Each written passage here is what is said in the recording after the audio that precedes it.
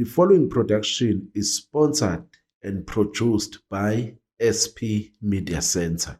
Kulolu hlelo lanamhlanje, i-breakfast yabaholi bamabandla ehlelwe i-Christian Fellowship Movement ngaphansi bukabuholi umfundisi SP Gwala ongusihlalo we-CFM kanye no-director onguNonto Dlovu. Leli breakfast lihlelwe ngokubambisana nehhovisi lekhansela lase-Ward 103 okungubaba uLinda Mchunu. Asibonge kakhulu kubahleli baleli breakfast nakubo bonke abaholi bamabandla ababe ingxenye yalo. Ayike ungathamela ke izinkulumo uthathe nama-notes ngoba konke lokhu kwenzelwa ukuthi akube khona ukubambisana emphakathini kwizinhlaka ezikhona ukuze sibone intuthuko ikakhulukazi kumphakathi wase-Ward 103 kanjalo nase-Ward 2. Ikakhulu abaseqadi nyuswa njengalokhu i-breakfast belenzele laphaya eValley Trust ngomhla ka-1 May ku-2026. Angiqale nje okwami ngokubonga ukuthi sesikhona namhlanje ukukhona bakho nawe kulomlando oqopheka namhlanje kusho into enkulu. Ngalawo mazwi uqonda ukuthi baholi bamabandla, baholi bomphakathi, baholi besizwe, baholi beprovince yase-KZN, baba wethu ubaba uMacingwane, kunenye indoda engangiphila nayo ngiyithatha njengomngani wami, yaze yaba umfowethu, yayifundisa ukuthi makuthiwa umuntu uyikhansela kusho ukuthi uyi-first citizen ye-ward, like upresident eyi-first citizen yase-South Africa. So ke sizokho si-acknowledge njalo nje ngoba uma sikubona mawungavula inhliziyo yethu ngamunye la uzobona ukuthi zijabule kanjani ngawe. Okukhona bale leadership ekhona la evela emabandleni sasibalekele ukuthi amabandla ahlukene, sithi amabandla ahlangene ngoba umbono nesifiso nomthandazo ukuthi lokuhlukana akuye ngokuya uvaleka umhosha, sigcine ngempela sihlangene. Mawuthi nje uJesu inkosi oyasindisa, Bishop lami ufethu nesiyabonga khona bakho selokhu nje wezwa ngale nkonzo. Hayi kuhlale iqiniseso umfundisi kuzoba khona. Siyathandaza ukade semlindele nje ebusuku lela babumkhizi uvuke khona mayiphuma la futhi uphuthuma khona. So i-commitment yakho siyabonga kakhulu. I-office lekhansela nje lilonke bazalwane ukubambisana okuhle nalo ngoba le program i-Christian Fellowship Movement iyenza in partnership ne-office lekhansela. Singaqali ukwenza i-program sibambisene nalo ngoba sibonile masiya enkonzweni yamazwi awu-7 ephasika ukuthi umnyango wabo uvulelekile ukuthi njengamabandla singaba nokusondela sibambisane la singabambisana khona. Sizama ukugada ke ngathi si-builda le partnership ukuthi singagcineki sabahola sebegwenywe ezepolitiki. Kodwa siyathanda ukuthi uJesu mayevulele kumnyango ukuthi angafika athole isihlalo esikhulu e-office lekhansela. Besethemba ngalokho futhi sikusebenzise kahle nangendlela ezoletha uguquko nenqubekela phambili emabandleni nasemphakathini. Siyazi ke ukuthi befundisi nibhekene nomsebenzi omkhulu wokusebenza emphakathini, futhi siyazi ukuthi ukuhlangana kwezilana akukho ngathi ngamunye ukuthi ngine-voice ngine-platform engakanani, kodwa sonke sizama ukuthi lolu bizo lokuthi sihlanganyele sibambisane ngathi sikhonza abantu bakaNkulunkulu ngoba ekugcineni abantu kufanele basizakale yibo laba bakaNkulunkulu. Sengisho ukuthi siyazi sabantu abazinikele emsebenzini wenkosi, integrity esikhonza ngayo, i-commitment, i-compassion. Umsebenzi wozana esiwenzayo angeke wareplacewa yilutho. So ke siyabonga abazalwane ukuthi uma ubheka nje i-move kwi-country as a whole iyashake abazalwane. Iyashake. Futhi singathi igama sibe crisis eSouth Africa. Ngoba kusymbolize ukuthi there is a lack of leadership. Sengiyebuke manje ukuthi ukube nje kwathi iqala ngesikhathi abantu befundisi beyibamba lapho ephondweni nathi basigroma ukuthi sikhona ispace sabazalwane ekuphathekeni kwezwe. Ngabe mhlambe yonke le corruption esibabazayo bonke lo mnikeli sibobuka ko ad hoc ko madlanga ngabe mhlambe akungaka. So sengisho ukuthi uNkulunkulu ke uma eqala lo msebenzi lakanyuswa eSthemba in the midst of ama divisions, ama hardship akhona, kodwa thina njengebandla abazalwane abantu mabesibheka uyazi indlela abasithembe ngayo. Futhi abantu abazi ukuthi mina ngikhonze Grace, abazi ukuthi ukhonze Baptist, abazi ukuthi ukhonze Zion, akazi khona ukhonze Wesile. Basela bathi nje umfundisi. Sekuba yithina ke sesifaka ibhopolo ukuthi kuhlobo lomfundisi. Yabo bese sihlukanisa kodwa abantu abayazi leyo. Bantu ayazi ngehlanda abayilana ukuthi noma ngabatshela kangaka ukuthi mina ngumfundisi waseGrace kodwa bahlale bengipha amabandla ahlukene kabi ekumfundisi kuwona. So ke ngeze ukuthi ukhona la kanti ibandla lakho emini umfundisi wazi.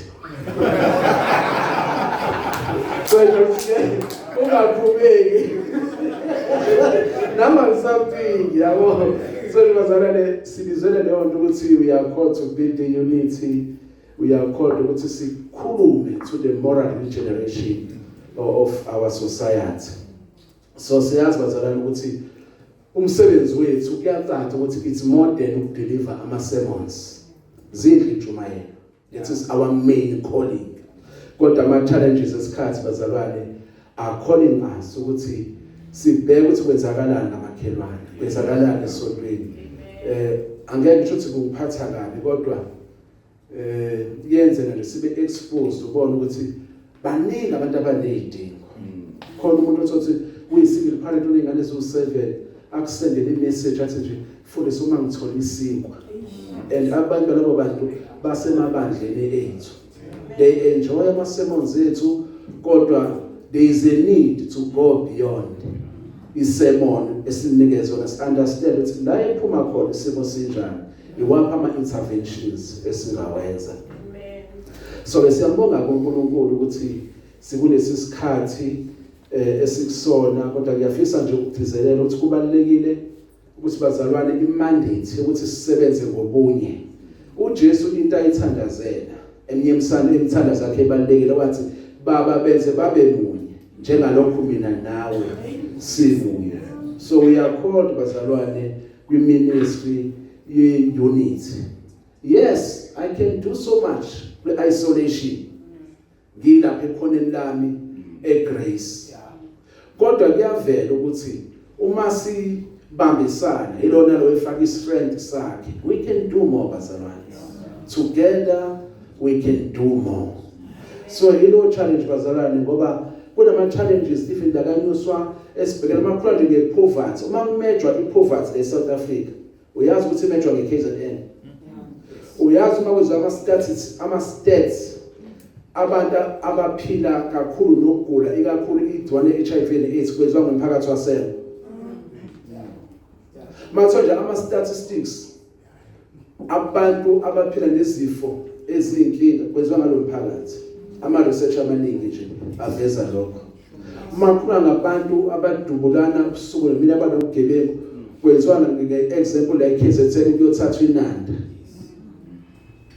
Senjalo bazalwane akhona ama-challenges iy'nkinga ezinkulu kodwa ke we believe ukuthi as we try to work together ngoba kufanele sizame asisho ukuthi sizophuma la sesimastablish ukuhamba ndawonye yabo, but as we try and thrive ukuthi we want to be the change that we want to see.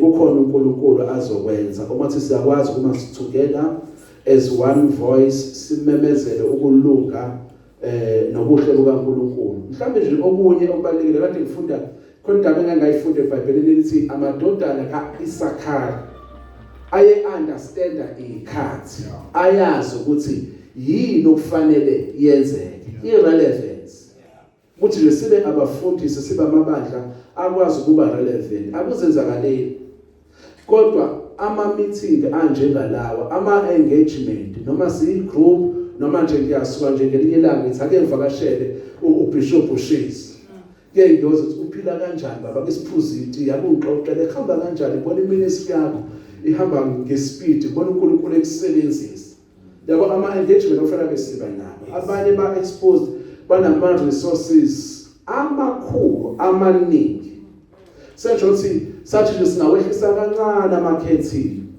ukuze sikwazi ukuthi sibambisane ukushaya believe ukuthi injongo yalomhlangano ukuthi sikwazi ukuthi sikhulume kwi-issue ye-relevance especially now that's a ward 103 sine khansela elibonakala angasho ukuthi libonakala livulelekile ngoba masikhuluma ngo-news noma sikhuluma ngo-ward 103 asikwazi ukushiya u-ward 2 kodwa ke in numerous times siyazama ukureach out kwi-leadership yase-ward 2 ngoba ama-program esiwenza siyafisa balance ukuthi athinte u-ward 2 athinte u-103 athinte uphakathi wasembo konanda komobeni all this surrounding kontshanga yabo singademarcatewa ngokuthi ama-restriction ama-ward athini kodwa ke nayo leadership ikwi-process yokuthi ikwijeni mhlawumbe uNkulunkulu esewuvulile umnyango ukuthi nase-ward 2 kube khona ama-activities siwenzayo sizokuba head kodwa kwamanje sizathi si-create i-model yokuthi ibandla lingakwazi ukusebenzisana nobuholi obukhona emphakathini nasewadini. uJesu sibizile bazalwane wasibizela ukuthi sibe zikhonzi sibe zinceku siyambonga uNkulunkulu ngama-titles ngezikhulu azikho wrong esiphiwe zona ama-ministries asithazayo ukuthi ngokwerole yebandla engikulona lithi kodwa ngathi isikhundla sonke sinaso yileso uJesu angasishumayelanga nje ukuphela kodwa elithi wageza izinyawo zabafundi bakhe izinyawo ezazingcolile wathatha ithawula wazigeza wabasula demonstrator inhliziyo nomoya okuba inceku. Kuhlele kumthandazo wami ukuthi ke noma esontweni lami noma emphakathini banganika liphi igama elikhulu nelincane kodwa uma ngingalahlekelwanga yile lokuthi ngiyinceku kaNkulunkulu ngiyacabanga ukuthi uhambo lami noJesu lobe loluhle. So ke siyambonga uNkulunkulu ngakho konke lokho. So ke nathi we are called to serve as izinceku zikaNkulunkulu ngenhliziyo esibophezele ukuthi we must provide leadership with grace, with love, with humility, sibe ne-desire genuine even amongst ourselves ngoba asikwazi ukudlulisa into esingenayo mase siqale thina sibe nama-programs okuphakamisana ngingajabulisi ukuthi impilo yami ibonakala iyaphambili kakhulu kodwa omunye umfundisi eyakhima indawonye noma ishona phansi. Alibonge igama lenkosi. So ke yilokho bazalwane esikholwa ukuthi sizoku-achieve as we begin to journey together. I-CFM mhlawumbe ngingene kuyona ngizama ukungabi muntu bethi ngizokwenza i-presentation ngifaka ama-slide ngikhombisa i-history CFM kodwa ngabona ukuthi kuzosidlela isikhathi. Kodwa nje CFM briefly inhlangano eqale ngo-2009. Ukuqala kwayo kwakwabafethu nje baseyinkonzweni to mention the few I know ukuthi kwakhona abavela eWeseli, kukhona abavela eLutheran Church, kukhona abavela eUCC, kukhona abavela eZCC. Shothi babe nomkhuba wokuthi uma kushoniwe komunye kwamabandla benze sure ukuthi imlindelo baba khona bayasupportana. Uma sithola ke ngababe khona ngangekho mina ngo-2009 nje ukuqala bathi kwakunemlindelo ngithuka usholo babudladla wala esikotshwa se-UCC. Bani babeswa omunye umlindelo kanyusa behlangana babona ukuthi hayi lento sengathi kukhona esikwenza kangcono uma silekelelana siduduzana sisupportana. So i-idea ke ye-CFM yaqala lapho. Kwaba khona ama-consultations, kwaba le meeting ye-11 April 2009, ngidathi mina ama-meeting ngawabamba eseyaka Makaphutho. Lapho kwakhona abefundisi sibaningi. Abanye bakhona nje babeyingxenye yalokho. Kodwa ukuhamba kwesikhathi kwahamba kwabonakala ukuthi i-program ngifuna angazi ukufeza kanjani lokho ukuthi sazi ukuthi ayikho into e-material i-organization eza nayo. Kuba khona ama-challenges phela uma nihlangana kokuqala ngeke nithi nihlangana nje nibe njena yabo. Kwasho ukuthi kuningi ke okwakwenza ngaleso sikhathi okwenza ukuthi endleleni mhlawumbe nabanye ababe yingxenye bagcina behlehla. Kodwa ke i-vision yona yangahlehla yalokho iqhubeka ikhona. Mhlawumbe ngoChairperson be-CFM asebebe khona mina cishe ngingowesi-5 noma ngingowesi-6. Kodwa i-CFM yaphusha i-program from 2010 mayaqala 2009 yokuthi bakhona inkonzo yamazwe awu7 before iphasika nedume ngakho. Saba nenye program yegala dinner yama-married couples. Now futhi namanje mosahamba emphakathini baningi abasayikhalela. Kwathi makufika u-2020 u-2021 kwafika isikhathi se-COVID. Cishe kwaba unyaka onokuqala la singakwazi ukwenza le nkonzo yamazwe awu7. 2023 kwahamba kwasho ukuthi ke uma zithi 2021 mina ngokuhlala nomsebenzi ngiyarelocate ngiyohlala ngiyosebenzela eGoli. It was April. Kwathi end of November omunye sasilida naye strong ukuyithena ama-decision makers kwaku ubaba uMkhize uNkululeko wabesedlule emhlabeni. Kwase usho ukuthi ke i-CFM isishayeke kakhulu ngokwe structure se leadership nama decision making. Uma ukuthi uChairperson nomkhizo edlala i-role leader naye so babili asisekho zasezimaki inhlelo ethi CFM. Kodwa fortunate ngoba abantu nabaholi bakanyuswa babethanda vele ukuhlangana. Kwakhona i-organization ethiwa isiyakhuleka. Ngiyakhumbula bengi-approach group wethu uNhlanhla becela ukuthi inkonzo ingafi ngoba nakho i-CFM isalesi state se-silence. Ngiyakhumbula 2023 yayibamba isiyakhuleka laqhubeka i-program 24 yaqhubeka i-program 25 nakhona ke kwanama-challenges enza ukuthi still 25 inkonzo iqhubeke kodwa manje iqhubeka ingasa-organizwe i-structure sekuthi nje ubani onomthwalo wokuthi le nkonzo yamazwe awu7 ayiqhubeke. So uma kwenzeka kanjalo zonke lezi zinto mina bekucaca last year from July ukuthi ngiyezwa ukuthi uNkulunkulu uyafuna ukuthi ngibuye ngize ngala yabo noma bengazi ukuzokwenzeka kanjani kodwa nje la ngisebenza khona kwasuka nje isishingishane ebese lokho nje sibuilda kancane kwathi uma kufika kuDecember ngangizwa sathi nje sikhona kodwa noma kunalesi sishingishane akusona isishingishane esivela kuSathane kodwa isandla sikaNkulunkulu esibravuna impilo yami sifuna ukuzoyijijela ngala. So ke ngabe sengimthinta futhi ubaba uGasi uthi ubaba uGasi ngiyezwa ukuthi ngiyabuye KZN ngiyathanda noma ngithandi kodwa lento ye-CFM ngiyayizwa futhi uNkulunkulu lokho eyigcizelele.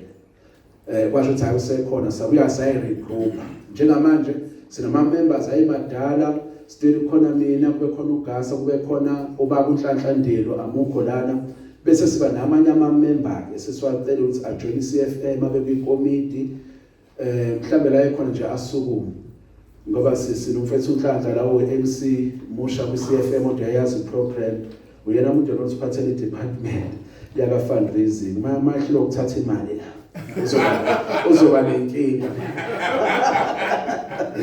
So ke lapho emuva sibe noSisi Philile ufundisa uPastor Philile Bhengu osiphathele i-women's ministry and children ministry.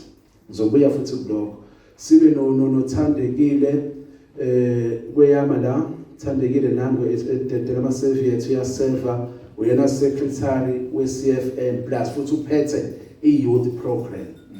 Kube khona nomfundisi uSifiso Sokhulu lapho khona ne-program eGoli, yena is building up immense program. I-approach esesiyithatha as a-CFM akusekhona ukuthi sinomthwalo nje wokuthi senza inkonzo ya pre-pass over, senze igaladini. Kodwa manje i-vision yethu sibona uNkulunkulu eyisstretch ukuthi fanele manje sibuild i-capacity yokuserve across i-KZN. So sizathi sinayo ke i-capacity sima siyisholo sithi thina umsebenzi wethu is to advance the church unity in KZN. Kodwa ke ngaba yiphuthu ukuthi sesiqhuma komlazi, sesiqhuma all over. Yabo. Uthola ukuthi nanga kithi ayazeki lento. So ngiyakwazi ukusebenza kwi-organization. I've been in the NGO for 22 years, with leadership, with management. I've crossed the country yonke le, i-province yonke le. Yase-KZN ngihambile kwi-organization ngikuyona. So I understand some of our needs and ngiyabona i-potential i-CFM enayo. So i-CFM ama-members ayo amaningi awabona abafundisi. Nabafundisi bakhona cishe abafundisi so-4 abakule group. Nakho njalo kwaba nomthelela uma iqhubeka idevelop ngoba kwakuba nzima ukunderstandana phakathi komuntu omfundisi noyena umfundisi abazodiscussa ukuthi inkonzo ama-program azohamba kanjani. So nje manje sithatha i-approach ukuthi sifuna ukuba operate as i-NGO. So currently ngu-chairperson, kade sino vice chairperson okuNonto waKaNdlovu, abanye bayamaza ngoku uyasebenza. Kodwa leyo role ka vice sesiyibulele. Safaka i-role ka director. So i-CFM no chairperson, umsebenzi ka chairperson is to look after the spiritual direction and strategic direction ye movement. U-director ngathi sifuna ukudevelopa sibe NGO ukuthi izinto ezi-practical, izinto ezama-program manje, ukuconnecta, ubuild, ukuthi sikwazi ukuba ne-impact, ukuthi sikwazi ukuba nama-program azo-sustaina i-CFM as an NGO. So currently we are consulting with quite a number of NGOs, including i-Valley Trust. Ngoba i-Valley Trust is strategically positioned laKaNyusi, next to the road, resourceful. Sathi uMasibeka asinayo i-capacity ukuthi siyofuna umhlaba njengamanje sizokwakha. Manje aba i-NGO sekaniphiwa ukuthi banama office. So njengamanje siyasebenza. We have made a proposal kwi-Valley Trust ukuthi as sesino director sithole i-grooming and mentorship. So kunama consultations aqhubeka between us and the Valley Trust. Abakushilo ke nje recently i-meeting ebesina bathe no phela manje ba i-NGO ifuna uku-impact i-community anikwazi ukuthi u-operate la ngaphakathi. You need to find a space somewhere in the community living an address here different from Valley Trust. So silo umshikashi ukuthi CFM iyasidinga nje space esincane. Ngoba director wala ekhaya bethe indaba sihluphe phela sisebenza namabandla. Futhi akusekho nje ibandla elingaba no-2 room ongathi nje CFM wanisa ihlela. Kodwa ke nibe ne-office, ake nibe ne-address. Nithi once submit ama-resource nithi ukusebenzela ngala. So ke sikulo mthandazo bazalwane naleso sicelo sokuthi mhlambe ngenza namanye amabandla nama-building anama-facility. So mayikhona into enjalo ubone ukuthi ikhona iroom eyodwa ongayivulela i-CFM ukuthi i-build up ekhona. Yazi ngisho eminye imihlangano sebaze basidabukela la e-VT ukuthi uma siba nemihlangano sisebenzisa i-boardroom yabo bangasikhosti siqale esikhokha. Kodwa ngaba manje sifuna ukukhula ama-consultation esiba nawo ayademand ukuthi ukwazi ukuhlangana. Ngeke uhlale official emgwaqweni, ngeke uhlale official eMcDonald's, sathi ngaba se-office nikwazi ukwenza i-progress, nikwazi ukwenza ama-decision aya phambili. So esilo mshikashila i-CFM inama-program awu-2 bese kuzofika ne-material lapho. Sisebenza in partnership manje nenye organization ethiwa uReach for Life. uReach for Life une-material ekhuluma exactly kuyidingo zeyouth. Babiza ngamabhayibheli abovana kube khona imani kodwa awukwazi uqhamusa usebenzisa iBhayibheli labo ungazange uattend training ukuze understand ukusebenza kanjani. So we are building a very strong partnership nabo, and soon sizofisa ukuthi mhlambe ama youth leaders avele emabandleni as you are represented here, even abangekho la sibe nayo nabo umhlangano othi sifale nalona sizo engage manje kule program. It's going to be a very big program ekhuluma kwi moral regeneration yabantu abasha and also guide them according to the scriptures. Ngilindele nje i-deliver evela kubona yama study Bible awu 200 ngoba we are gearing ourselves ukuthi masiqala ne youth ngesane kusukuthula ngoba manje we are racing against time. So qala lo program kune content esinayo yamadoda well structured, i-content esinayo, i-program sinayo okuyona sizobuilda ngayo ukuthi iCFM ingalindi inkonzo yephasika kodwa bekhona i-continuous engagement, i-input esifaka emabandleni ukudevelop ama-youth leaders not only on the spiritual matters. Sine strong drive uma sibheka some of our social ills, i-poverty, kungasebenzi, ama-graduates ase-graduatile, isimo nje se-economy across the country. And we believe ukuthi as abazalwane we can provide answers to some of these challenges. Kodwa uma uthi siyakwazi ukubamba isandla somunye nomunye. Njengamanje la Valley Trust is quite a number of accredited skills benefits abantu abasha. Masithi ifundo ze-accredited shuthi uma ezinye zezifundo mawuzenzela umuntu angaqhubeka a-university afike vele sefikise nama-point amvumela ukuthi a-upgrade. So-ke kunezinto ey'njalo esizisebenzayo. Angeke siqale i-training center skills yethu ngoba vele la Valley Trust kukhona and they are open to a-partnership. So we are getting very close with them. Senje kunalawo ma-development ukuthi angabikho umuntu omusha osesontweni lakho oqedile esikoleni o-graduateile kuthiwe nje akenzi lutho. That is why we need a space so consulta sikwazi ukubonana nabantu ba-understand who we are, ba-enroll. Most of this program awakhokhela. So-ke i-program ehamba kanjalo. So-ke sesisho ukuthi-ke baholi bamabandla asikwazi ukwenza sodwa. Khona kunye futhi ukukhuluma ngakho bethi ngiphethe amafomu lo. Ngeke ngaba nenhlanhla ngamenywa ubaba umfundisi uprofessor ubishop udokotela uMncube wangifonela nje. Bathi kama ngithola ikholi yakhe ngasimaya njengoba ngisimaya. Yazo ngesiwathi nje ungezi mina kodwa asihlangane lapha eWimbi. Yes, intobazane nemini wathi ufundise kodwa noma yini. Sesho ukuthi mama uMncube lapho. Ngaleli yasuka igrocery ngangenanga ekhaya. Yena wayemosha lapha eWimbi.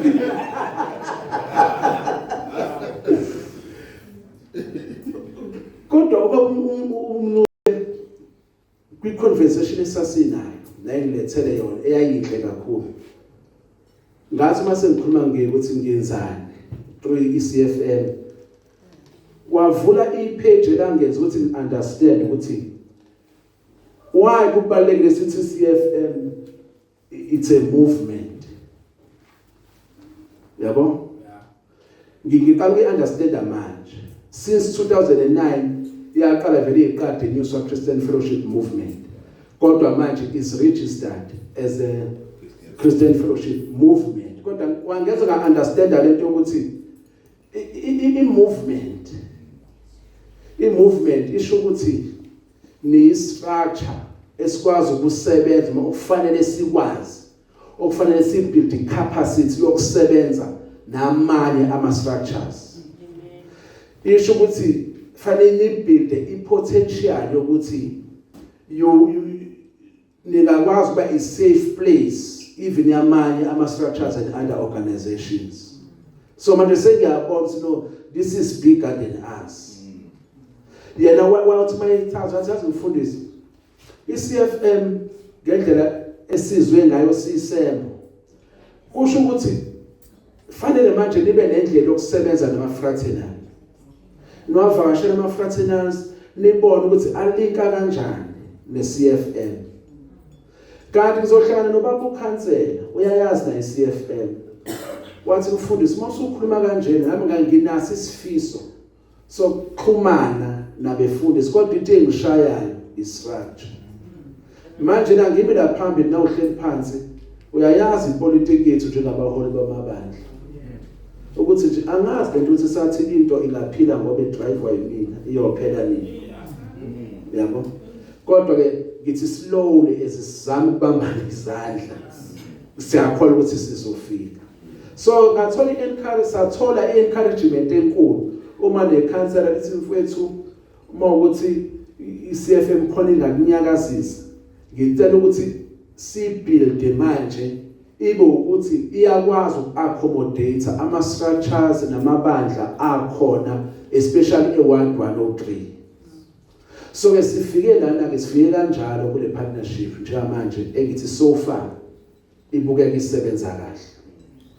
From here I'll be visiting uthi ngisho ukuthi as a CCT will be visiting ama-fraternals ama-individual kuba la breakfast lena i-model kodwa i-engagement siyafuna iqhubeke nje across anje wadonothu kuphela vele i-starting point isekhaya ukuze mayisuka noma mhlawumbe ongenzeka ukuthi ulana uyayibona okokuqala mhlawumbe uyayibona okokugcina kodwa mayisila kaya nathi ngiyikhumbula le hantu ngangingamuzi ukuthi ugwala uthini ngaleso sikhathi ngathi sengiyabona manje ngiyekisho njalo la besisebenza nami ukuthi ngiyazi oba manje uma sithi CFM ithathe approach NGO abakazi uyayibona ngoba thina sivele kakhulu umoya wenkonzo kuhle lokho kodwa as we implement we develop babazi realize abayibone esiqhubeka so iCFM bazalwane ikuleyo journey siyafisa ukuengage nabefundisi so esikwenzile ke la ngikuvezile ukuthi kuye kube lukhulu kubefundisi ukusebenza nomuntu ongasiye umfundisi nami ngiyavuma lo ngoba kunama secrets ethu njengabefundisi esingafuna wene endlebene wrong ukuthi ngoba bafaka ukholo ukuthi ngibona umunye semkhomba kanzima kaunye umthembisa into elumayo kanzima kahle so lapho etafeni ngizawuthi khona into ebhala ukuthi pastors network membership form from what to Bishop Ncube as advisor ngakho let is izalwa eleya meeting no Bishop ukuthi no we need to know ukuthi mhlambe si connect ngesana kwesemoyeni nje ayisikhona so futhi le event elandelayo same people no action so siyafisa into no action le membership form manje i free ngoba sifisa manje ukubuilda i network ezoba soyisheka kahle nabefundisi basengage la kodwa sinayo inqondo ethi mhlambe kuzoba ne-advisory board la sothi mhlambe ama-leaders abefundisi they sit and engage udilwe ngqo nama-issues athinta abefundisi so ke le form leyo uma ukuthi u-interested you don't have to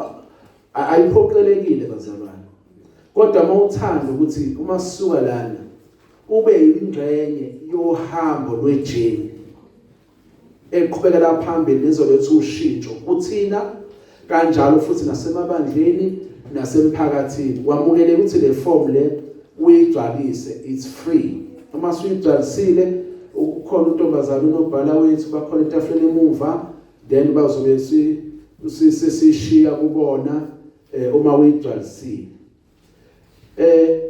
enye iform yesibili ekhona lapha etafuleni ibhala ukuthi CFM support commitment form very important form na futhi uma ngaya ngokwami ingaba akekho uphuma la indlela engayigcwalisile ngoba masithi CFM ifuna ukuqhubeka ibe nama programs continuous yabona ubuilding organization bazokutshela abanye amaleda ama organizations ku expensive kuyabiza so thina si operator ngo zero budget kunomntindizwa namhlanje sisizwa ukuthi kunomnikelo esasuthole silungiselela inkonzo yephasika So zathi uma sithi sinomnikelo omngaka siye office lekhansela. Ikhansela lathi isimani nalonzo sana nami ngizophosa u50% ukuze le breakfast ibe khona. So sengisho ukuthi iholo leli vele siyaqasha kwamanje. Kodwa nakho basenzele umusa ukuthi asikhiphe lokho esinakho singahambi ngemargin. Sengisho ukuthi ke ngiqinisekisa ikomiti lami ukuthi kule breakfast izokwazi ukufunda next event ama-travels ofanele siwenzele sihambela abefundisi ama-fraternals. I believe ukuthi izofundeka la. So ke lapha ku-support form ngiyafisa nje i-simple and straightforward. Mhlawumbe ngathi i-program iqhubeka ube uyigcwalisa uma udinga ipeni uzomthinta khona amapena around la. Kodwa kubalekile ngayo ukuthi lapha inama option ukuthi ungadonate ungenza umnikelo kwi-CFM. Kune option ukuthi ungenza umnikelo uthi hayi mina nje ngizwile nge-CFM ngiyayibona kodwa ngicela nje ukuyixhasa ngo100 rand bese ngithatha ikhefu. Yabo ngibuka ukuthi ihamba kanjani. Mhlawumbe ungathi isali mina nje ngifuna ukwenza once off ka 250 500 1000 even more. You notice inkonzo yephasela receive almost a donation of about 33,000 from one individual. Yabo if inkonzo yephasela sasena ayikho sithi kunemali eyasala isiyasiza manje. So sengisho ukuthi giving is possible. It's possible. Mina I believe ukuthi even la endlini ukhona umuntu onganela ngo100,000 athi lo msebenzi awuqhubeke. Mina ngempela ngiyawazi ama platform nabanye ukuthi bayawazi ukuthi umuntu uyakwazi ukunikela nge1,000,000 kwi-organization. It's a matter of a mindset. So nje uvula inhliziyo yakho uNkulunkulu mayilethe isibusiso sefinance ungikhumbule ngimi la uthi wathi ugwala akukho ngenzeki kuNkulunkulu ne1,000,000 ngiyakholelwa kakhulu yona into esibophezele sifuna ukuyibona ikhula senje ukuthi ke kunalawo ma option kanti futhi ungathi nje njalo nje ngenyanga ngiyakukhuthaza impela ke lokho mhlawumbe wena as an individual noma as ibandla nithi nje enikelweni yonke esenza sifuna ukuthatha u50 rand every month uye kwi-account ye-CFM. Ngiyakuthembisa ngeke si-abuse iminikelo yakho. Siyiphatha kahle ukuthi yenze umsebenzi. Sisho ukuthi kuna option njoba-ke siwabona. Otherwise i-CFM inokunye mhlambe ezinye nje idingo njengama-laptop, ama-computer screens, ama-training mhlawumbe uhleli lana uyabona ukuthi makusafoma i-organization abasuke beyidinga nansi ungasibiza siyikomiti we are only 10 kwikomiti size kwi-training usitraine yabona sesaba le-training ngoJanuary sifundisa ubaba umfundisi umpostoli uMajoro esifundisa nge-leadership and teamwork. We had a very good time ya half a day esitraina nje kuloko especially izinto njalo bazalwane zibalulekile and you can also indicate ukuthi hayi mina imali yami enginikelayo ngiyafisa ukuthi nje ibhekane nezinto edevelop abantu abasha noma ama-outreach noma i-skills development noma nje ama-program ebandla noma ngifuna ukuthi wami umnikelo ngifuna ukunibona nenza ama-program athinta intandane. Angime lapho-ke bazalwane angingandi kakhulu babugajeni ngicabanga ukuthi sisandi ngikumenshine konke obekufanele ngikumenshine and we thank God bazalwane umamzane lapha kaZondi uyi-PA ye-council moving towards inkonzo yamazwe servants and build the relationship indlela asiphethe kamnandi ngayo bazalwane yabo nje ikhansela sekukancane nje kimi ayikuthi ngixhumanisa nekhansela manje esifune futhi ayayikho ngempela ngoba sisenze zonke lezi zinto into engiyithanda ngomamuzane ukuthi sithe mangithaza lento engiyithazayo wathi mfundisi mina ngine experience yokusebenza kwi-NGO wakwasebenza la eValley Trust wathi ngine experience ka 15 years ngisebenza kumasipala oqala phansi yawa understand ama structures amasipala ngicela ukuthi ngivolunteer because nginganibangise ezikhundleni zenu ngoba ngiyazi niyayithanda. Ngicela ukuvolunteer ngibe iambassador ye-CFL. And since then it was a month ago. Mangabala izinto asesisize zona. Yabona la tata ngikhuluma la. Ngine speech esibhaliwe. Yabona bona bakwazi. Yabona labaphuza abaphonya u3 unity relevancy servanthood. Kathi wazi. La phakathini sidale kangaka. We are so rich bazalwane. Sengisho ukuthi ke ama inputs abantu abane knowledge the experience engaka educators singane zenu sigoneni sondelane kithi nisibambe ngesandla mhlambe iqala angazi mhlambe ngangidelela 5 years ago manje impilo isingishaye kakhulu sengithambe kubanana ngitubekile nje sengifuna ukuserve icebo likaNkulunkulu siseve sikhonze umphakathi esiphila kuwona sishaya izandla enkulu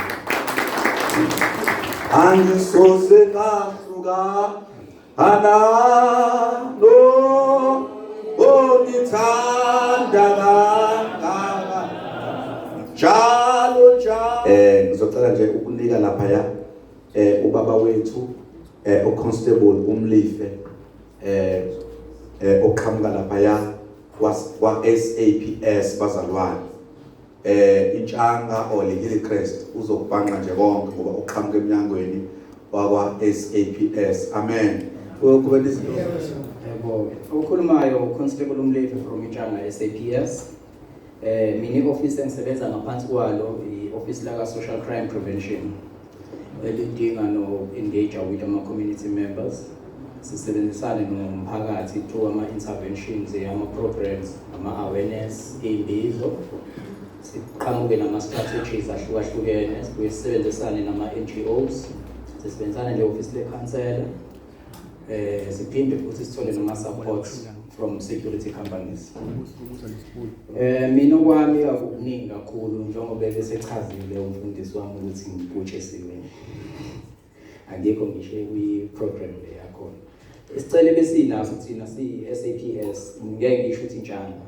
but as SAPS uqhamuke nento yokuthi kube khona ama-forums through ama-leaderships asemabandleni of which leyo nto ibizwa ngo-spiritual crime prevention lapho sidinga ama-church leaders or any other members of ebandleni ukuthi kube khona the form of partnership efaniselana ne-CPF angithi ngiyacabanga ukuthi niyazi i-CPF nayo ke i-spiritual crime prevention ihlala njenge-CPF ukuthi at this time siba nama-complaints whereby asidinga ukuthi simbophe umuntu but uthole ukuthi umuntu udinga ukuthandazela and-ke sabona ukuthi-ke asenze ubudlelwane between SAPS and amabandla esinawo ey'ndaweni zethu zomphakathi siyisebenzelayo so besinesicelo sokuthi abonke abantu abangathanda ukuthi bajoyine to form up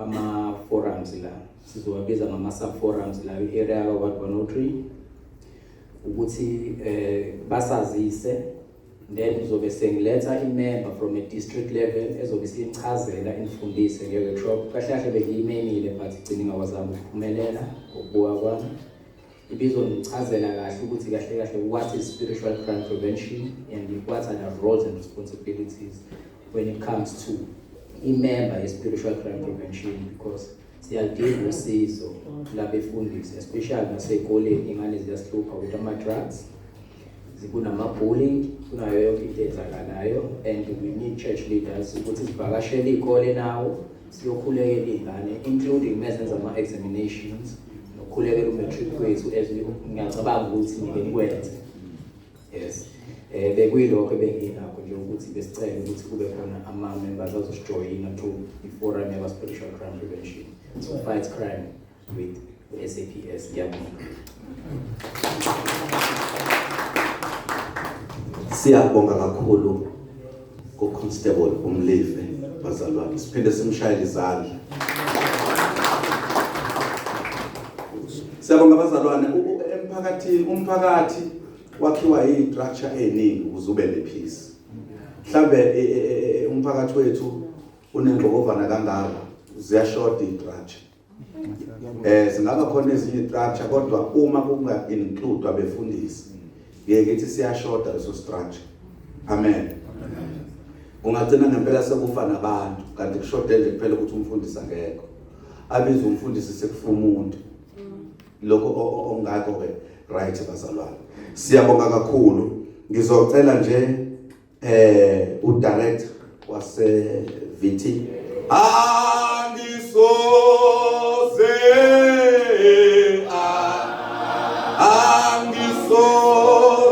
ngahluka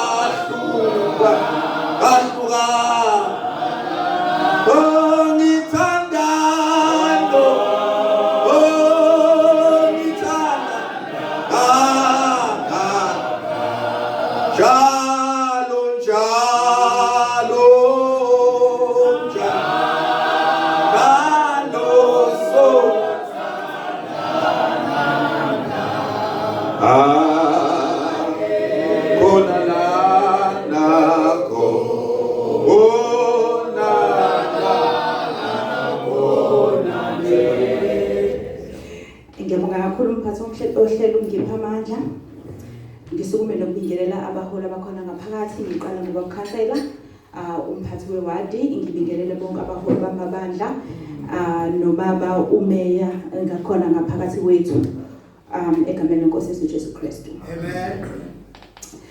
Ngizozama ukubamba 5 minutes. Siyajabula kakhulu ukhosta abaholi bamabandla ngaphakathi eValley Trust.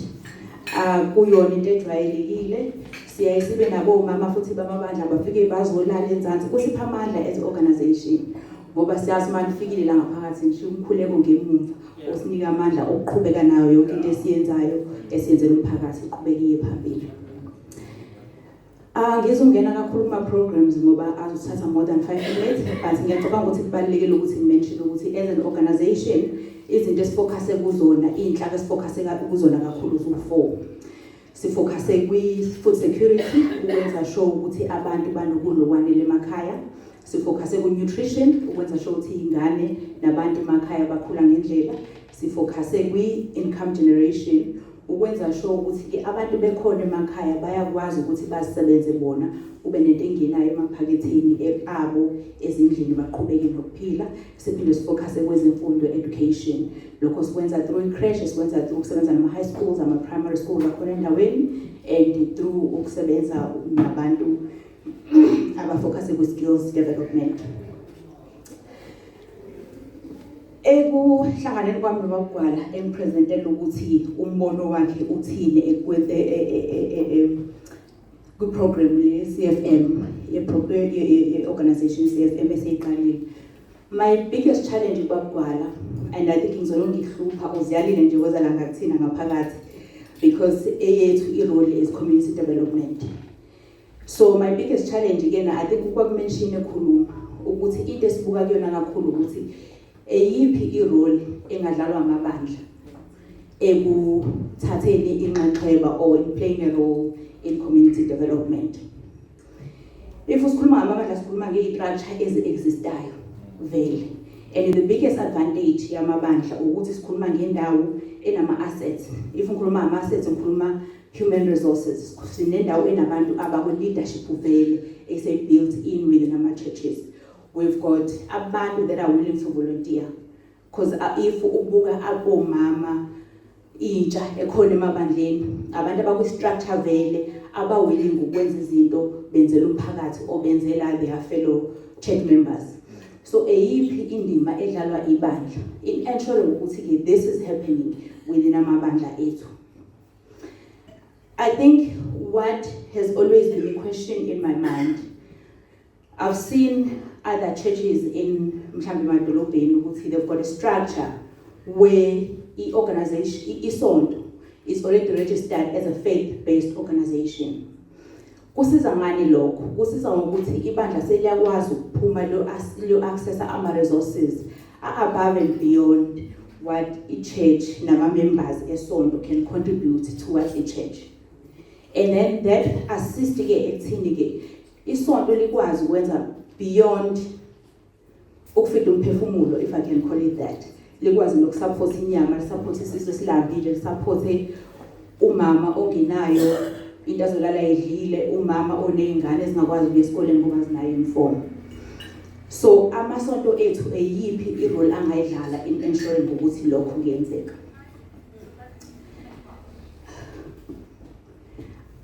We've got our structures emasontweni, like most of our churches have got an existing structure. That was my challenge with Bakwala. We've got existing structures that are vacant for the better part 6 days a week. Ayasebenza ngosuku lesikhombisa. Eyiphi into esingayenza ukusebenzisa lo, and ngiyaxolisa ukuthi I keep calling amasonto ama-assets, but ngibheka in the context of community development. Eyiphi into esingayenza kulowo mabandla. So you've got a structure esihleli. You've got Umama Mkhize that has got a program yodinga abantu abatrainayo. Why are we not leasing out the space? Because if ungirentela space sakho for like a month, I pay you 2,000 rand. That 2,000 rand can contribute esikhwameni sesonto ukuze ikwazi ukuthi isonto lisupport abantu emphakathini.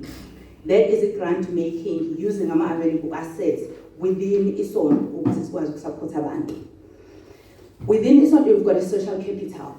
You've got people that are willing to do good. You've got a captured audience that is willing to do good. What are we doing to ensure ukuthi labantu abakhona within isonto we are using that resource ukudevelopa umphakathi wethu sibona?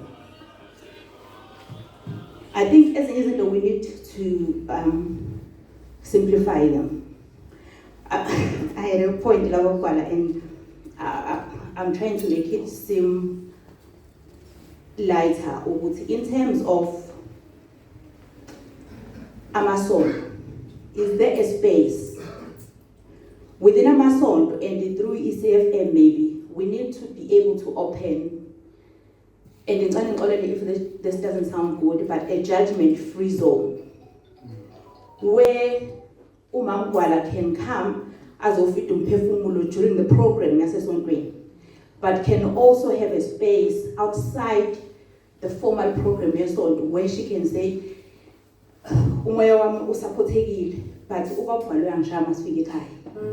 but this happened to me when I was young.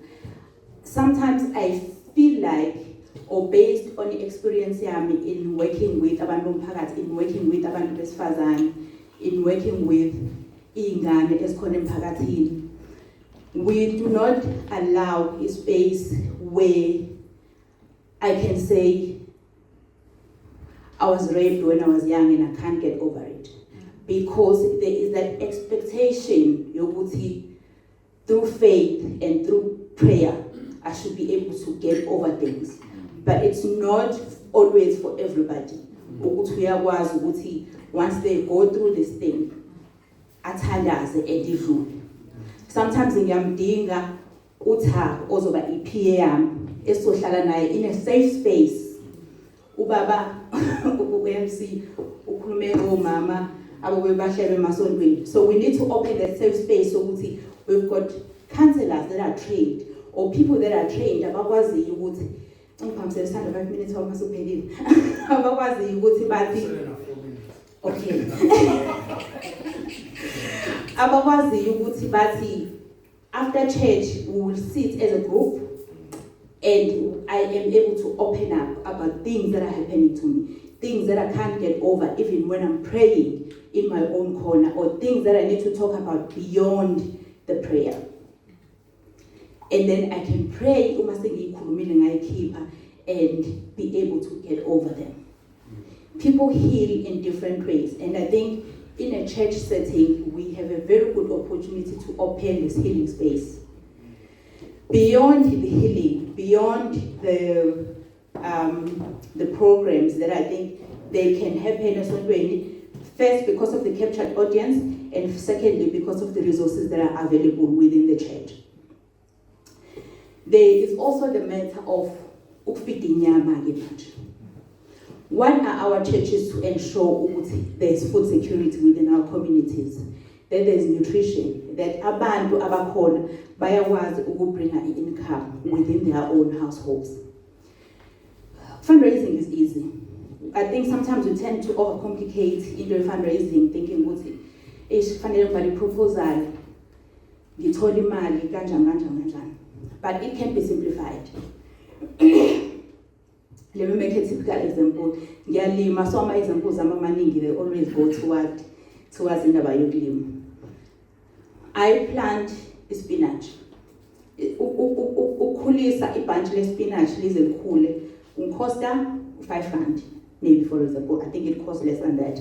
But for example, asithi unkosta 5 rand. Lapha kaMkhize nginendawo engithi la this section angidayisi. I-section yokufida umakhelwane uLambile. And then there's that section iyadayisa lo section.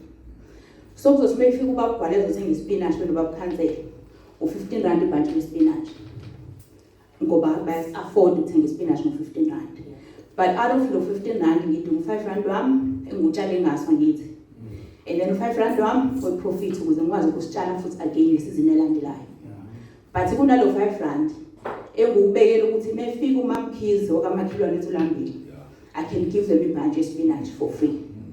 And then angilahlekelwa yilutho because I still have my profit. I still sold a bunch of spinach and I'm still able to grow again ngesizini elandelayo ukuze ngiphinde ngikwazi ukufida umakhelwane uLambile, ngidayisele umuntu onemali, ngiphe umuntu ongenayo imali. You're not losing anything ukuthi umuntu afike no basket aphume ucela ukudla ekhaya. Because you know you have actually sold this very same bunch for twice the amount or 3 times the amount it cost was contribute or was produce. So ukunikela noma ukuraise ama-funds okulekelela umakhelwane akucosti lutho wena at the end of the day. It just costs you inhliziyo yakho ukuthi uyazi ukuthi I'm willing to do this. Because if inhliziyo ine-grade izothi but if ngiwadayisa ngomabili kusho ngizokwenza 30 rand. Kusho profit yami usu 20 rand instead of 10 rand. So it just costs ukuthi ube nenhliziyo that is willing to give and you are able to give. Sengizoqeda bakithi. And in everything that we do, I think one of the things that we always need to think about is sustainability. Maningi ama-organization or izinhlangano eseyiqalile zaphelela because we did not think ukuthi how do we sustain this. As ama-organization sishayeke kakhulu uTrump umethi ngicela imali yami back ngoba kucost ukuthi amanye ama-organizations avale, amanye ama-organizations reduce kakhulu staff. But if you think about ukuthi okay nje be-CFM sesifuna ukuyirana as a program, how do we ensure ukuthi siyayi-sustain or we build the sense of sustainability so that it continues? I talked about the use of the existing structures. Ngakhuluma ngendaba yokumaximize ama-assets esinawo as an organization. Sakhuluma indaba yokuthi sikwazi ukusimplify fundraising. Ukuthi mawuphuma uhlezi uyocela imali. Sometimes if udinga i-desk uphuma uyocela i-desk because for some people it's easy to give if ufuna i-desk than if ufuna imali ye-desk. So in everything esiyenzayo ngiyacela as CFM ukuthi sustainability siyibeke phambili ukuze for an organization ukwazi ukuthi setheke up properly. You need to be able to say if ngingatholi umuntu ozongixhasa for a year, i-organization yami ayizofeyila, izoqhubeka irun. Ngicela ukudlulisa ukubonga kakhulu kwaBugwala, ngicela ukukhatha okuningi ngoba isikhathi sesiyangishaya. Ngibonge kakhulu kwaBugwala ngokuhlanganisa lo mhlangano. Siyathemba ukuthi njengoba kuhlangene amabala, it's a start of something that is going to be meaningful emphakathini, ezocontribute kangcono community development, and in future mhlambe siyobona sesiphindeke kabili kulokho sikwazi ukuqhubeka umsebenzi esiwenzayo njengamamandla towards a community development. Ngiyabonga.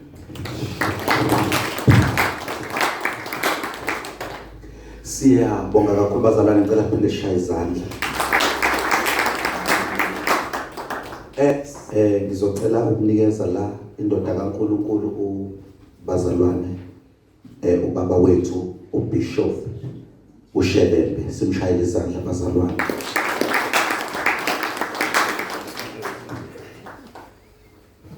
Ngithanda ukubingelela ubaba uGwala Bishop Chairman walenhlangano enkokazi kangaka CFM. Ngiyabonga Nciko nesigungu sonke osebenza naso. Ngiyazithoba kakhulu. Ngiphinde ngizithobe baba uKhansela Macingwane ekhona phakathi kwethu. Siyabonga uNkulunkulu. Igama lami nesibongo sami. Ngizwa nje ngikuthanda ukukwenza lokho. Ukuthi abantu bazi ukuthi nginegama. Ukuthi Bishop Shelembe negama lami. Igama lami nginguSamsoni ngingowakwaShelembe. Bishop ngiyabonga. Angilithathi kalula leli thuba. Ngiyalihlonipha kakhulu. Ukuhlonishwa ukube nesigungu sakho. Ukuba ngizosho olithile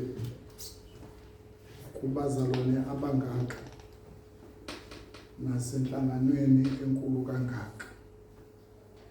Alibonke igama lenkosi. Amen.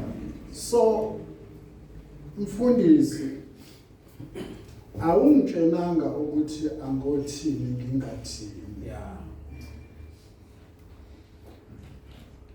Uthe nje babuShelembe siyacela uzoba nenkulumo kuyobe kuhlangene abefundisi namakhosikazi abo.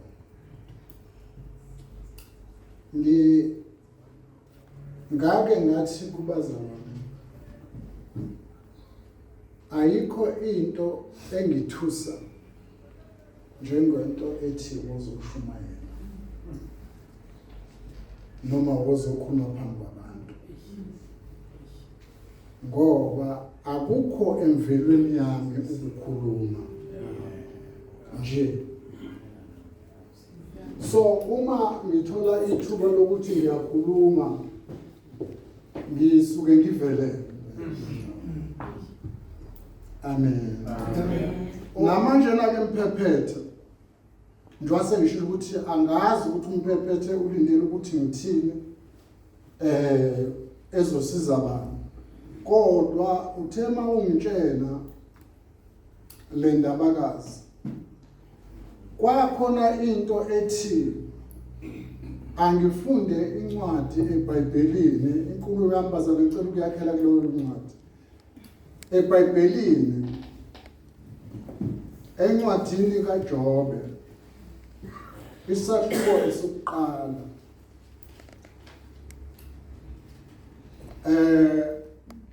uverse 12 kuya ku-18. Angifundele ke mfana wami. Qala ku-13. Uverse 13 uthi kwathi ngolunye usuku lapho amadodana akhe namadodakazi akhe edla ephuza iwayini endlini yomfowabo oyisibulo. 14 wafika isithunywa kuJobe sathi izinkabi bezilima izimbono zikabile eceleni kwazo. 15 lapho amasheba etheleka ezithatha izingcebu azibele ngosiko lwenkemba, mina ngedwa kuphela ngisindile ukuze ngikubikele. 16 esakhuluma lowo kwafika nomunye wathi umlilo kaNkulunkulu uwile ezulwini washisa izimvu nezingcebu waziqeda, mina ngedwa kuphela ngisindile ukuze ngikubikele. 17 esakhuluma lowo kwafika nomunye wathi amakhaledi enza amaviyo amathathu ahlasela amakamela awathatha azibulala izinceku ngosiko lwenkemba. Mina ngedwa kuphela ngisindile ukuze ngibikele. Mphephethe ngesikhathi ngizindla ngalento kwakheke into ethi ukuba uyaphila sazi isizathu sokuphila kwakho.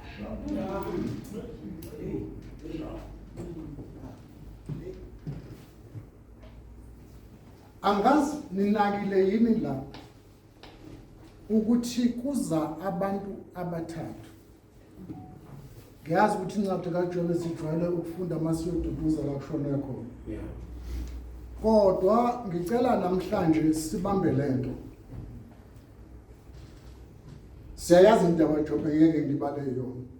Kodwa uma sekufika isitha sizoqeda okokuqala ngemfuyo kaJobe. Kufe imfuyo kwafa nabelusi kwasala oyedwa. Come on bazalwane. Uthi lo ose mina ngedwa. Yeah. Mina ngedwa. Ngisalile. Ukuze ngikubikele. Yeah. Ithi lento kimi kwenze kube nesizathu ukuphila kwakho. Ungalinge uyiphile impilo engenasizathu. Niyabona la ngizacabanga mfundisi ngathi laphana elala kahle kunabantu.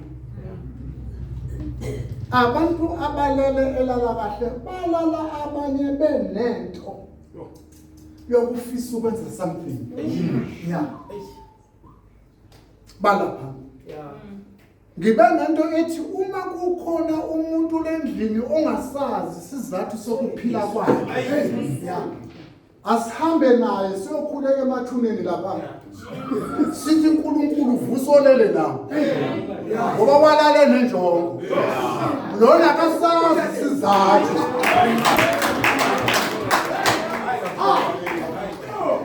Akasazi.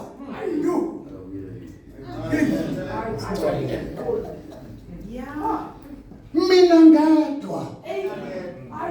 Ngisindile. Uyazi ukwana mzukwane wazi tshela ukuthi wena wedwa ngeke ubheke omunye ukuthi uzokwenza lento ebeke uNkulunkulu. Uyojabula mzukwane uyenzile. Yes, bahlehle nabanye. iCFM lena ingaba inganekwane. Kodwa uma kukhona ethi mina ngedwa. Uma ngisekhona mina ngedwa. Ngelife. Sure. Yes. Bayizwa bazalwane. Angibangabikho mfundisi enkonzweni ongicele yona ngephasika. Ngapho kufa kwavela ekhweni lami. Uyazi uNkulunkulu kwakukhona into ayisho kimina. Ngathi before ngikhuluma nalamazwi nami ngicela ukuthi ngiwasho kodwa ngizoyisho lento. uHezekiah uke waboniswa uNkulunkulu wambonisa umlilo ovuthayo. Uthi uHezekiah lo mlilo washisa ihlathi awaze wacila. Kuyezwakala. Now into ukuba ibaswe uThixo angikhathali kuvela bani ethini ayicime aze athi uNkulunkulu kuHezekiah lo mlilo uHezekiah emzobasa kuyoze kusho nabanye abantu ukuthi lo ubase uThixo ngoba bebona ungacini.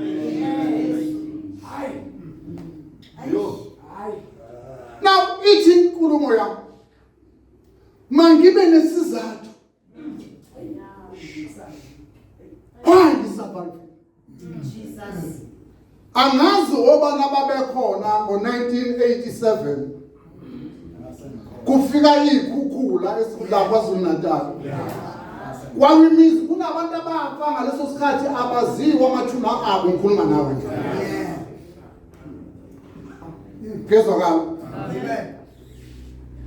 Ngangingazwe umfundisi uGwala kuthiwa hayi babamukile sohamba sobabheke esefoni mhlawumbe umuntu uyasazi leso sefu ukuthi silabe abantu bobhekwa khona abamuka ngazi babezobabheka ababenzeni. Amen. Wasinda wena. Awangamuka. Sini sizathu. Sini sizathu. Khona lokho kwakuthiwa ingculazi ngiyakubona ke lokho mhlawumbe wawukhetha ukuyongena khona.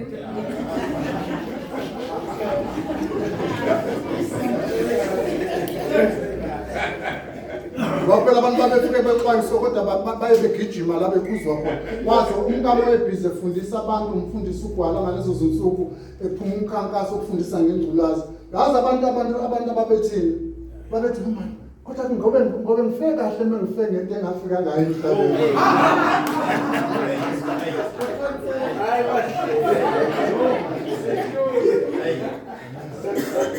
Okay, lokho ke kwafika kokubizwa ngengculaza ke kwabamukisa okwamuka nami bafa ngithi inyaniso. Kwazoba khona lokho obekufika izolo lokuthiwa iCovid. Nami kwangibamba kwabe kwangidedela. Kezwa kahle. Ngasi. Yes. So uma ngifunda lento mfundisi yangihlupha ukuthi ngiyiphilelane. Mangiyazi into engiyiphilelayo. Abazongibangizwa. Ngoba uma ngingayazi into engiyiphilelayo ngihamba ngiyinkinga kwabanye abantu. Ngoba ngikhuluma kubefundisi. Angazi bangakabafundisi abake bafunda ngamadoda ayeseBhabhela. Ngiyababona uShadrach noMeshach noAbednego. Angisho lapho. Ngisho Ezra noNehemiya noZerubhabhela. Uma laba bantu bobathathu bebenza umsebenzi. Kodwa uma unaka umsebenzi wabo wahlukene. Kezwakala bazalwane bami. Kodwa bona bazange baxabane bexatshaniswe ukuthi wena wenza lokhu mina ngenza lokhu. uNehemiya eyakhe ministry kwakukuvusa indonga. Ngesikhathi ngizidla ngale nto man lento politics ukuba siya understand ngaba si. Amen. uNehemiya ubonakala enyukubele phambi kwenkosi. Inkosi yambuza ukuthi Nehemiya yini unyukubale? Uthi uNehemiya ngathini unganyukubali? Indonga ziwile. Imizi yobaba idilikile. Nethempeli lisehlazweni. Ngingathini ukunganyukubali? Kweza kwazalwa. Uma sekubuye haleluya. Uma sekubuyelwa eJerusalem. Sekuvela uJerusalem. uZerubhabheli. uZerubhabheli yena uzovela ngokuthi yena uzomisa ialtar.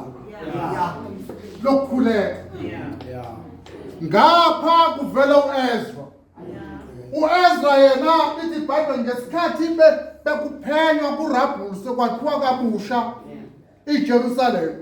Kuyavundululwa emavundululweni uJerusalem kuzana uEzra wavundulwa bafuna awunansi incwadi. Uma eyithatha lencwadi hey umthetho kaNkuluNkulu le. Ngizokala bazalwane. Uma eseyithathile incwadi kaNkuluNkulu ithi iBhayibheli wagibela eBhestu esitulane ephakemeko. Wafundela abantu umthetho kaNkuluNkulu. Ekwaholela ekuthina abantu bakhale phambi kaNkuluNkulu. Ngizokala. Uma bekhala kukhona ngeke ngabadabukela umfundisi ababe nentombi ababekipitile beshadile namantombazane ezizwe. Bathi makufundwa incwadi yomthetho kwatholakala ukuthi uNkulunkulu ungaganselani nabantu bezizwe.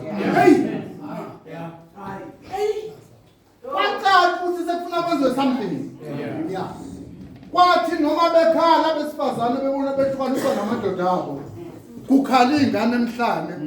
Athi lamadoda siyazizwela kodwa nokho okunoma sixubakane noNkulunkulu sikhethe ukuhlukana nani.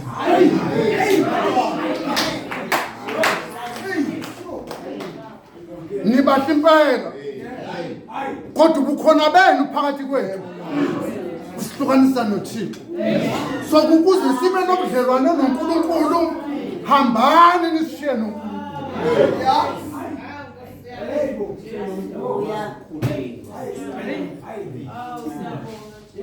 Yo. Amen. Kwenziwe uEzra efunda incwadi yomthetho. Lithi iBhayibheli abantu baphakamisa izandla. Bakhala bathi Jehova sonile kuwe. Olela isono sethu. Kanti ngapha uZerubabeli yena ubhizi. Une-altari. Zonke insuku ushisa umnikelo. E-altari. Ukhulekela uIsrayeli. Come on, bazalwane. Now, nansi into yami ekhona. Uma ethandaza uZerubabeli ushisa impepho. Fundisa uShezi. Impepho iba nentuthu. Ngishaywa into ethi bafundisi. Kulezi izinsuku kuthiwa asingabe sabasi imlilo eminingi. Ngoba imlilo udala intuthu. Intuthu edala inkinga emkhathini. Kodwa kube khona intuthu esuke emhlabeni iyintuthu yafika phambi kaNkulunkulu yakhuluma.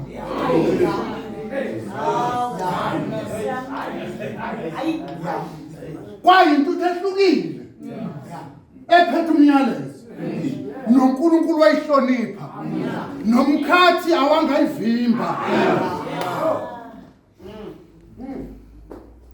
Amen. Now uNehemiya yena ubhizi. Unendaba zokuthi sisehlazweni.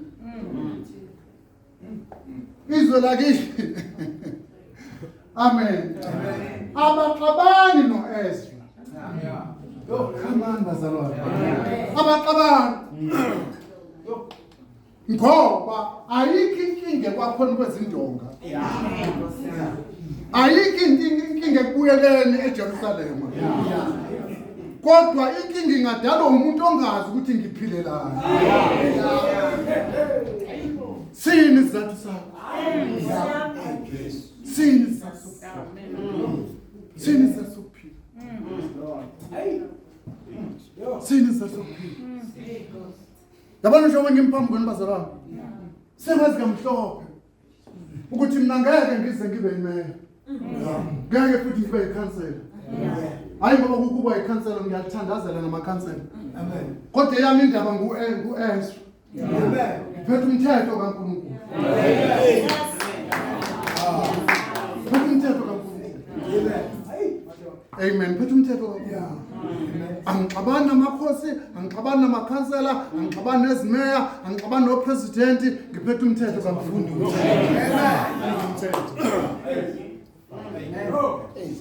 Ngakhabantu kuba babusana noNkulunkulu. Ngoba uyakhumbula uNkulunkulu ethi kubantwana bakwaIsrayeli sebebuyele eKhenani. Wathi uNkulunkulu bona lalelani. Uma senifikile eKhenani, nize ningacabangi ngesikhathi senihlele emzini ningazange niyakhe. Senidle emasimini ukudla ningazange nitshale. Nize ningacabangi ukuthi izikhwepha zenu ezinenzele lezo zinto. Angani ngizokala yini? Nize ningacabangi ukuthi izikhwepha zenu ezinenzele lezo zinto. Futhi mase nifikile khona ningalingi nikhonze mina njengaloko abaseKhenani bekhonza uNkulunkulu babo. Anokwazi ukuthi isandla sikaNkulunkulu.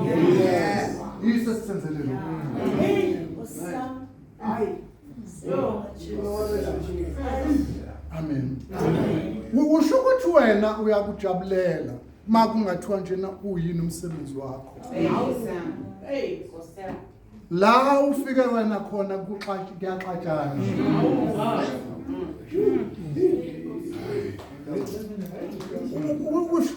Hey Nkosi yami, usho ukuthi wena kuyinto enhle emehlweni kaNkulunkulu uma ekunikeze iposition ethize. Niyangizwa zelwana? Kube ukuthi wena wonke umuntu wesifazane ozozofuna umsebenzi eoffice lakho makalale ngomhlanje ugibele phezulu kwakhe abese ethola lo msebenzi usho ukuthi lokho kuphilelayo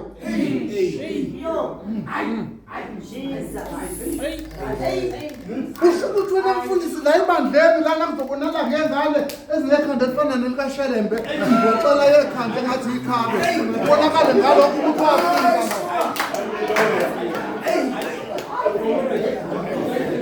yilesi sizathu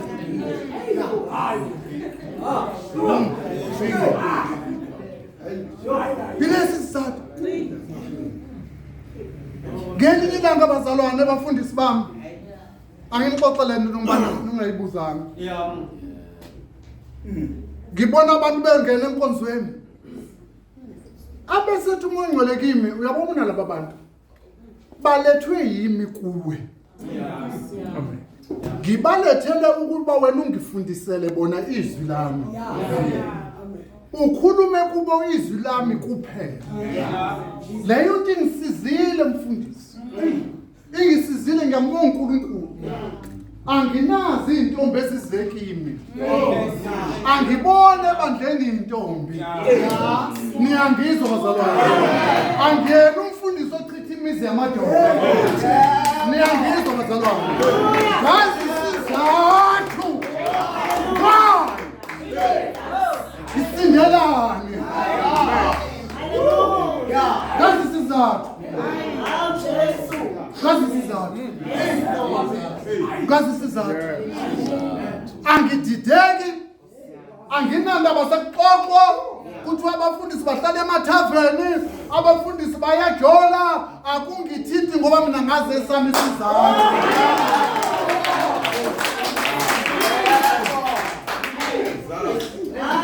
ngazi esami isizathu la madoda aze amathathu kwayileyo nalethi inkosi bafe bonke besiphilana bafile kuna mina ngeke mina ngeke ngasaba kuba ngizike amen lento yokuthi wena wedwa iyona eyokwenza usebenze nangamzokala abanye sebehlele ngoba uyothi babengekho mzwane ngiphenduka babengekho angibazi mina ngedwa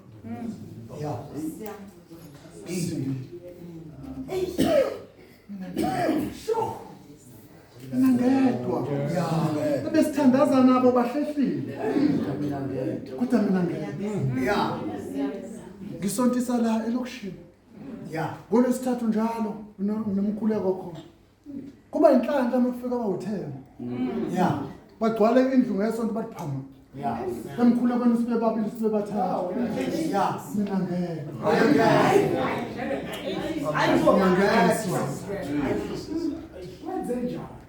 mina ngedwa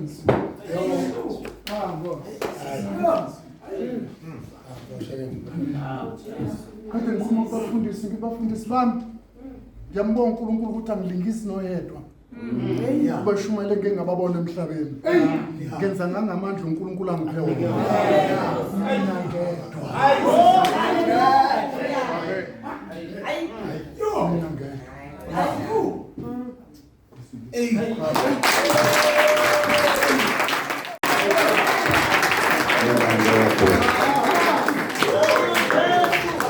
Ngicela uthandaze babshezi bese ngiqhubekela kwenye program. liphilile lingcwele izwi lakho futhi libukhali ledlula inkemba esikanhlangothi zombili lephula imithe emide yaseLebanon. Baba siyabonga, Baba siyabonga, Baba siyabonga. Asiwazi okunye okukhulu kunalokho. Baba siyabonga, Baba siyabonga, siyabonga uNkulunkulu wethu nangalesi sikhathi wasikhumbuza kufanele sazi ukuthi siphilelani. Baba siyabonga, Baba siyabonga. uNkulunkulu wethu ngene qhubeka njalo nokusikhulisa ngale ndlela. Siyabonga egameni loMpheki wethu Jesu Kristu. Amen. Sibonge kakhulu mhlobo wami ngokuthi uhlale nathi kulona lonke lolu hlelo luze lufike lapha obukuhlelo le-breakfast olunezikhulumo eziqavile la sibone khona nokwethula kwe-CFM umbone nawo kanjalo nehhovisi lekhansela laveza ikhansela ukuthi lizimisele kakhulu kangakanani ukubambisana namabandla. Uma kukhona-ke osizakale ngakho siyocela ukuthi usithinte kuyona le information evela lapha kwi-screen. Siyabonga. This production was sponsored and produced by SP Media Center. We are based in Valley Trust where we have our studios. May the Lord bless you. Thank you.